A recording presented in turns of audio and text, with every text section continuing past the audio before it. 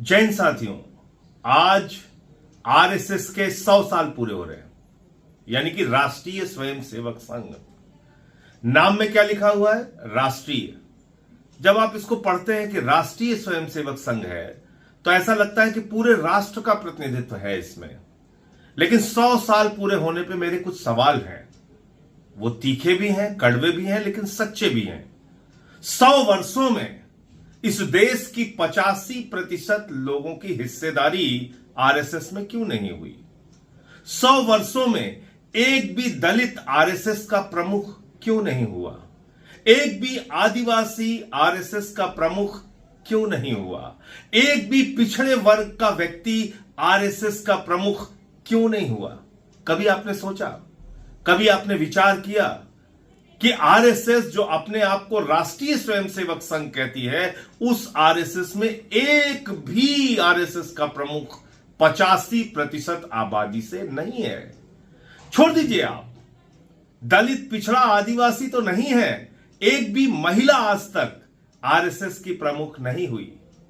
तो आप इसको एक दकियानूसी सोच वाला, एक संकुचित सोच वाला संगठन कह सकते हैं, जो संविधान के खिलाफ है, जो आरक्षण के खिलाफ है, जो दलितों के खिलाफ है, आदिवासियों के खिलाफ है, पिछड़ों के खिलाफ है, जो मनुवादी व्यवस्था में यकीन रखता है, जो जाति के नाम पर भेदभाव वाली व्यवस्था में यकीन रखता है, जो छूत और अछूत की व्यवस्था में यकीन रखता है, जो बाबा साहब डॉक्टर भीमराव अंबेडकर के खिलाफ है, उनके संविधान के खिलाफ है। ऐसे संगठनों से आपको सावधान रहना चाहिए और इनका क्या योगदान रहा भारत की आजादी के आंदोलन में, यह आपको जरूर पढ़ना चाहिए। 100 वर्षों के पूरे होने पर इनकी शुरुआत 1925 से हुई है और तब देश जब गुलाम था अंग्रेजों का, उस वक्त आरएसएस ने अंग्रेजों का साथ दिया। इस सच्चाई को देश के लोगों को आज 100 वर्ष पूरे होने पर बताना चाहिए।